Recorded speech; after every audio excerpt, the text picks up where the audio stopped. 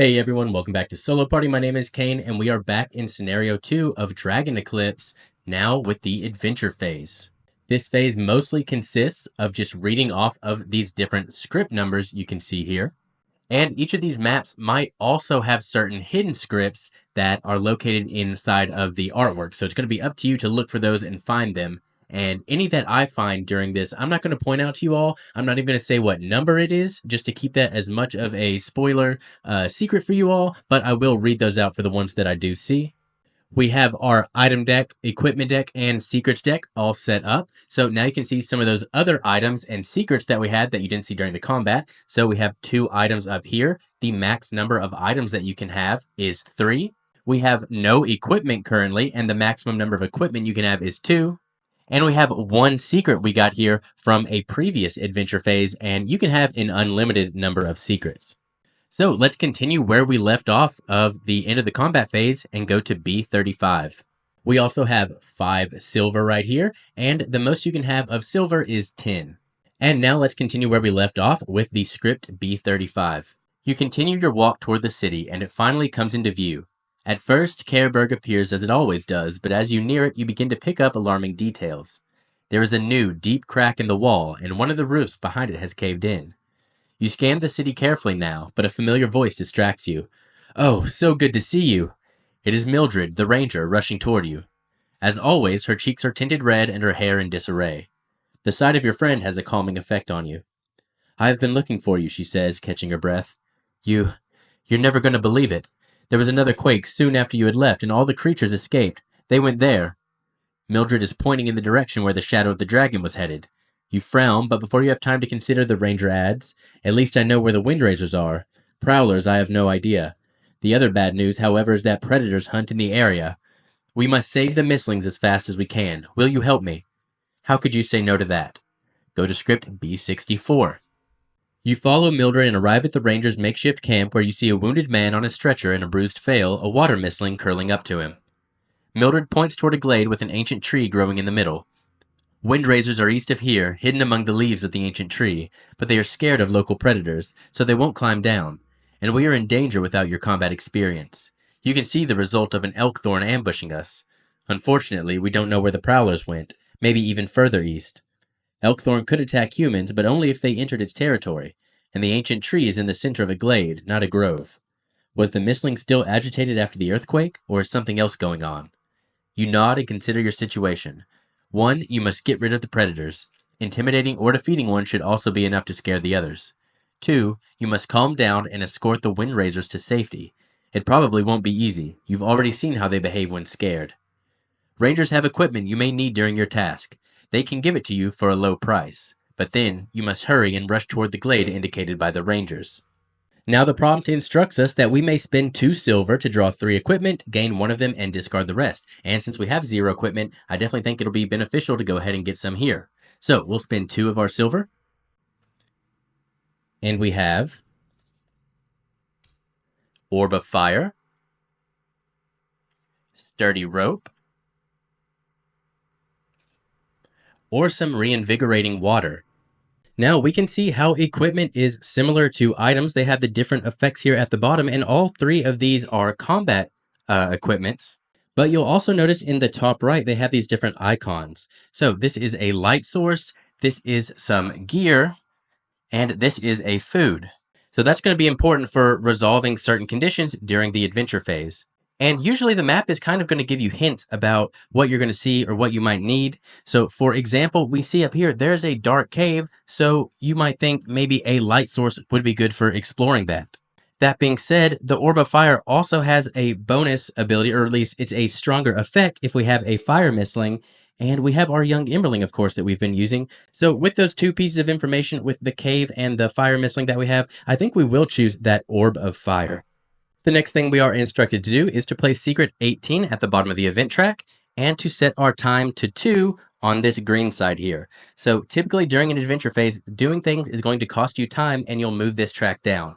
Whenever the time would finally reach secret 18 and something in the text tells you to continue exploration, you are instead going to flip over secret 18 and resolve it, or whatever secret is right here.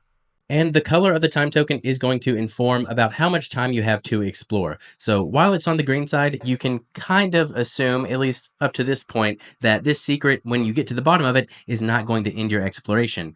But if you would ever put the time token to its red side, that's when you might want to start picking up the pace a little.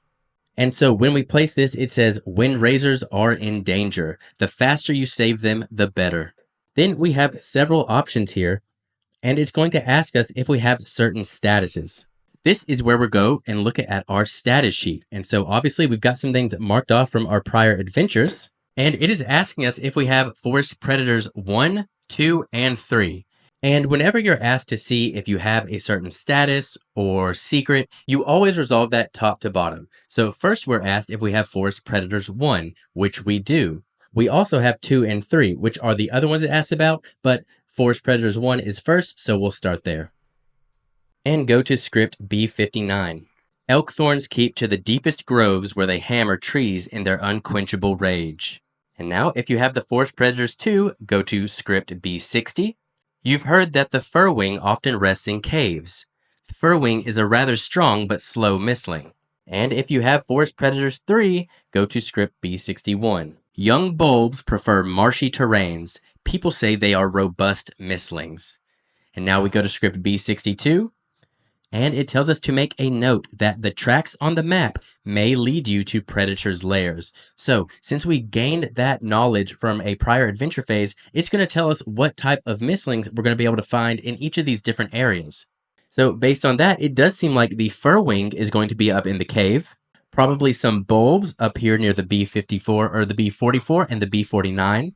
And like I was saying earlier, there's those secret scripts, and just the way I play games, anytime I see a secret script, it makes me want to resolve that first before anything else. So I'm going to go ahead and resolve one of the secret scripts I see. You spot strange prints on the ground, small with angular edges as if they belong to a child. And there are also small claw marks surrounded by blackened ground. Not charred, but darker, dimmer, as if it had lost its brightness and color. Strange. It seems like the predator is not your only concern here. Keep your eyes open. Now the script tells us to place a darkness token in front of us, and we are more wary of our surroundings. We then spend a time and continue the exploration. And I'm going to go ahead and resolve another secret script that I see. Deep among the bushes, you find an abandoned shovel close to suspiciously disturbed ground. Many things can be buried in the forest, but you hope this one is a stash of treasure. And now we gain Secret 23 and continue the exploration. And Secret 23 is this map piece here. So we place this on the map, covering up the area as best as we can.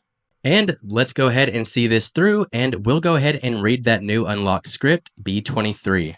You dig out a small wooden casket.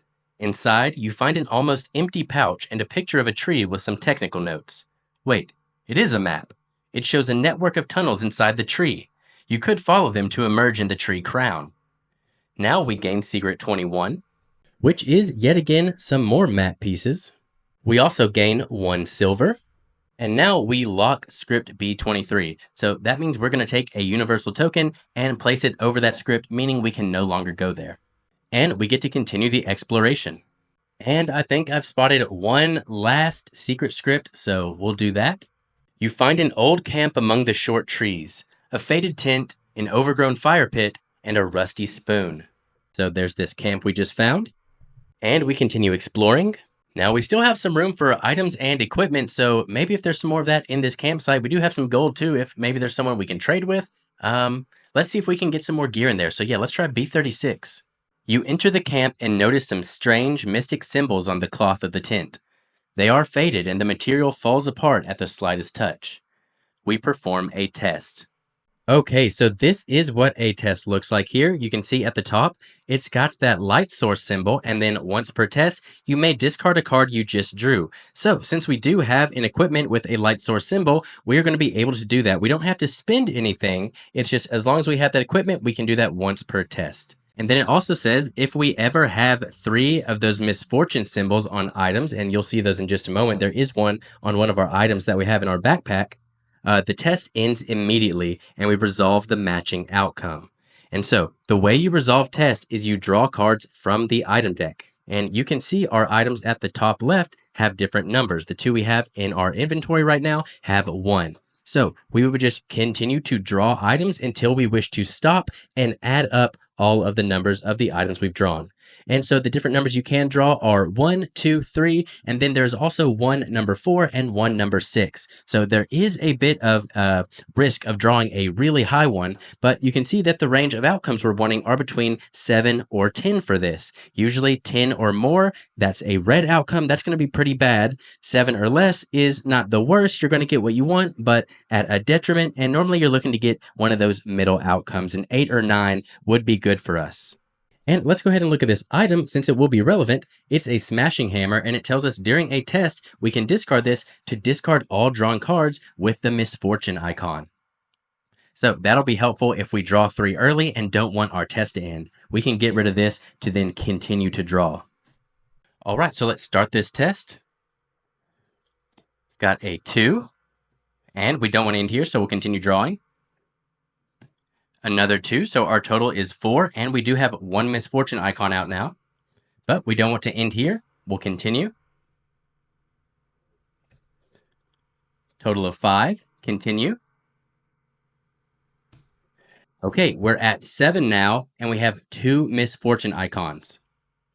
So whenever we will get 3, so if the next card we draw has that misfortune icon, we will have to end the test immediately.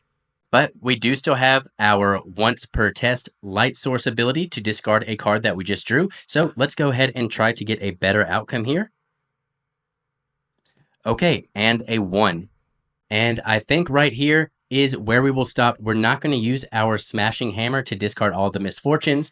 We have 3 misfortunes, so we do have to end immediately and resolve the matching outcome, but we did draw a total of 8, which gives us the outcome: you find a stash hidden under the campfire. We have to spend 1 time, so our time token is now on Secret 18. The next time we're told to continue exploration, we will flip that over and resolve it. And now we go to script B29. Oh, this is a find. You wince as you pick up some horrible smelling joss sticks. They should help you lure the wind razors from the tree. Despite your broad knowledge of mislings, you can't imagine why anything in the world would be drawn to this pungent odor. We gain Secret 20 and Secret 20. Pungent incense. You can't stand the smell, but your creatures love it. During combat, we can discard this card to move any misling by up to 2 spaces. We then lock script B36, so we don't get to continue performing that test if we wanted to try to, say, do it again and get a different outcome, because some of those other outcomes also gave us items, and then we continue the exploration. So, since our time is on Secret 18 at the bottom of the track, we will resolve that. The heavy layer of clouds disperses, revealing 2 moons slowly devouring the sun. The darkening sky has a reddish tint. Place Secret 19 face down in the event slot, set the time to 2 on the green side, and discard Secret 18, this card. So whenever you discard secrets, you just put them back into the secrets deck. Okay, so the next thing I think I want to go and explore now is, if we are assuming that the fur wings are up in the cave to the top right, let's see what is in this cave to the left here. We still have that light source available to us, so maybe that'll give us some bonus in here to, again, we have room to discover more items or equipment, so I'm kind of see if we can just loot some more things before we go into a combat. So B79 says, the cave is empty, except for some rubbish left by its previous inhabitant. Maybe you will find something else in the other cave. Yes, I think we will. Okay, so we get to gain 1 item. Okay, we have fireworks. During the adventure phase, we can discard this to remove a fatigue from your deck. Okay, awesome. So if we were to ever gain more fatigue in any manner, this is just a nice way we can get rid of that for free without having to play it during combat, or maybe spend some other resources like silver to heal it at a doctor or something along those lines. And then we spend 1 time and continue exploring. So just to note, since we did not have to lock B79, we could continue to go there and keep getting more items by spending a time, but we have 3 items now, so our item slots are full. If we were to gain another item, we would have to immediately use one of the items we have available to us or the one we just drew, which isn't too bad for us because right now we do have the leather pouch, which just says at any time we can immediately discard it to gain 1 silver. But I think we want to spend our time maybe trying to do some more interesting things. So yeah, let's try doing B58 first. That's kind of in the area of where we want to end up going, so maybe it'll help us kind of figure out what's going on over by the cave. B58. There's nothing interesting on the shore except for some rubbish left by hunters or wanderers, and you also spot heavy tracks heading west. Okay, so here we are going to gain 1 item. And so now since our pack is full, we're just going to go ahead and immediately spend our leather pouch to gain a silver. And now we also have red berries. During combat, we can discard this to, during the next attack, give us +1 damage. Then we spend 1 time, putting us on Secret 19, and then we have to continue the exploration, which means we flip over Secret 19. A sliver of the sun peeks from behind the moons. The tension in the air is palpable. Go to script B55. The moons are almost aligned. Only a sliver of sun is visible behind them.